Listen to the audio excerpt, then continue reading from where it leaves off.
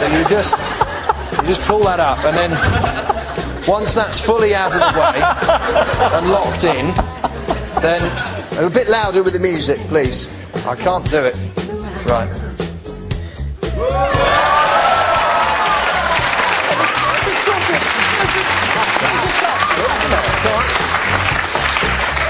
That's very good. That's not bad. Come on. Yeah. Now, with me, I think, John, I think... If I show you, I'm not going to ask you to vote. Bear in mind, this is someone who's clearly not that good at moonwalking, teaching you how to moonwalk. But I've never tried it, ever. OK, no, fair enough. I've never tried it. I believe you. So I think what we're looking for is for the knee... Hang on, what do I do here? Go on. Yeah, if you go just... Yeah, exactly. Right. So the knee and toe is up on that one. The knee and toe is up on that one. And as you slide this Not leg... that funny. As you slide this leg back... Hang on a minute. Let's go on. As you slide your left leg back... The left leg, this one. You're aiming... But if I move that, I'll fall over. No. Keep this toe locked to the floor. This one forward a little. Forward a little. Yeah. Right. And as you slide your left leg back... You're leaning on that. All right. Yeah, it's all right for you. As you slide your left leg back, bend your knee and lift yourself onto your left toe. Bend your left knee. Slide it back. So you're alternating. And at the same time straighten the At the same time, don't be ridiculous. Okay, so you're bent there and there, and as you straighten this leg, you put the other leg into the position that one was in. That's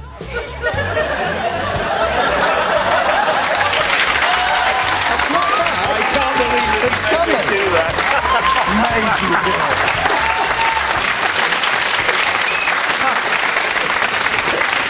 I absolutely promised somebody very close to me that I would not do that. I said, oh, you get me moonwalking, I'll bet.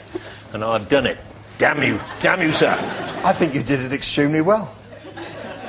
Yeah. I thought that was fantastic. Don't you patronise me, Brigstocke. No, I'm not. I'm not. Do you know what it is? Genuinely, I'm really excited that I gave you something that I didn't expect you to enjoy a great deal, and you really have. No, it's terrific. So, no question that's about excellent. that. All right, well, let's find out, John. What are your marks out of 10? Oh, 10 out of 10. 10 out of 10 for Michael Jackson.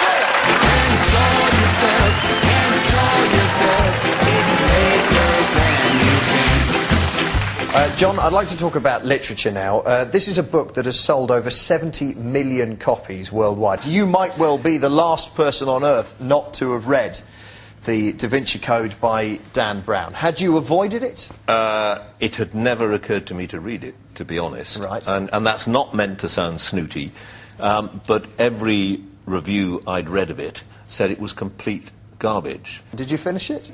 No, but that's not because I ran out of time. That's fair all. enough. I did not intend... I'll tell you exactly what happened. I read the first 40-odd pages, 50 pages, thought, this is unspeakably dire. I tried to think of what it... And it was like...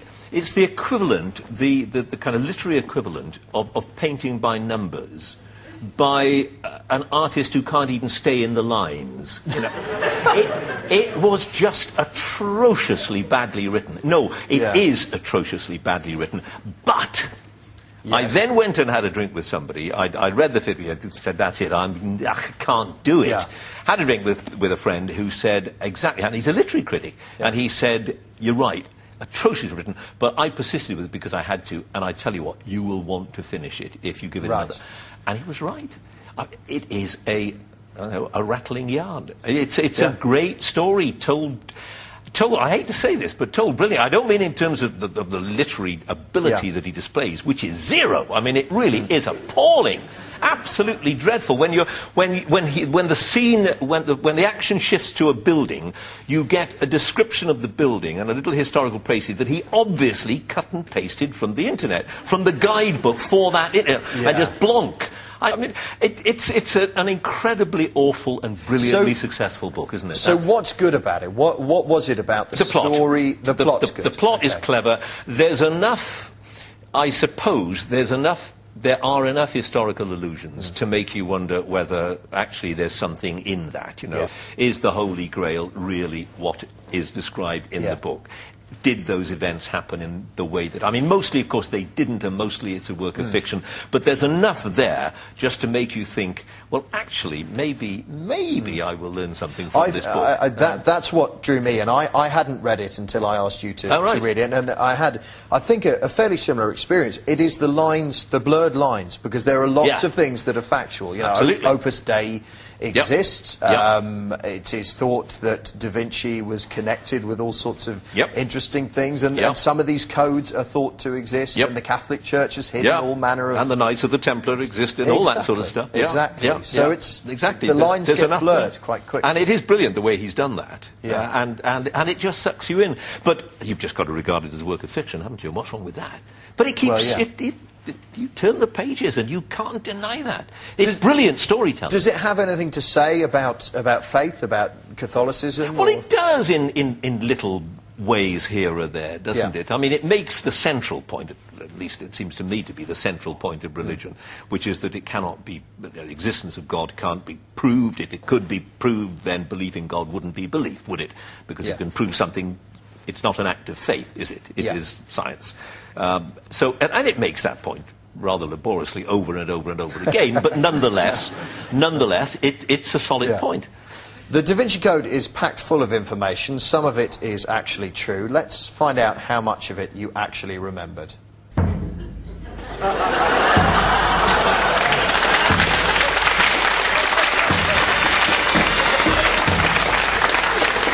John Humphrys, your questions on the Da Vinci Code start now. I don't know. Who wrote the original book? Dan Brown, Gordon Brown, Charlie Brown, or Capability Brown? Gordon Brown, because it's a load of... No, sorry. OK, John. I'll guess at that one. Dan.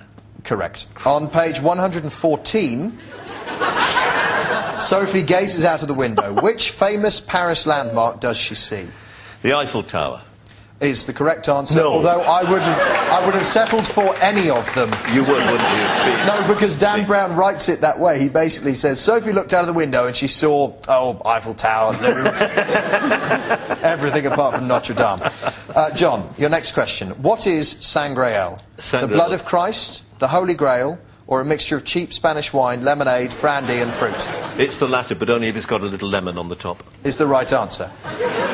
What is Opus Dei? A super-Orthodox Catholic sect which includes such extremists as Ruth Kelly? B, a song by Harry Belafonte? Or C, the one after Pancake Day? I think it's the one before Pancake Day, to be honest. The song by Harry Belafonte, correct. The book is famous for its dramatic chapter endings. Let's see if you can recall the last word in any of these chapters. Chapter 65 ends ominously with this. My friends, we have a decision to make, and we better make it. Was it A, fast, B, in an hour or two, no rush, or C, slightly offensive to Catholics? All three, I think.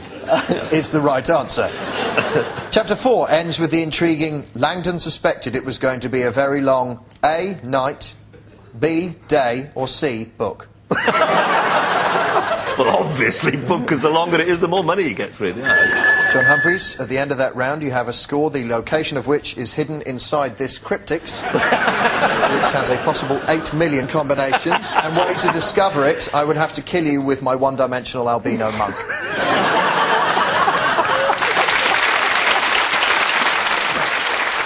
OK, John, so reading the Da Vinci Code for the very first time, your marks out of 10, please. Can I give it 2 sets? Would that be allowed? Yes, that's fine. All right. 0 out of 10 for literary merit. Yes. To 10 out of 10 for storytelling. There we are. 0 and 10 for Dan Brown's Da Vinci Code. OK, radio. Radio, wireless, yes. Yes. I asked you to listen to the programme that's on at the same time as you on the Today programme. You did. Chris Moyles Show. You did. You did. Now, yes. There's some people giggling there already. I'll get you back for that. How much do you have in common with Chris Moyles? We have a pair of ears apiece, I suppose. Yes. Same number of eyes, nose. We breathe, and I think you both work for the BBC. Both work for the BBC. We both do radio. We're both on between. Well, we're on from 6 to 9. He's on, I think, from 6:30 to 9. So I suppose, in some ways, quite a lot. But people tune in to hear you say the things or ask the questions that will inform their conversation for the rest of the day. One hopes so. Yeah.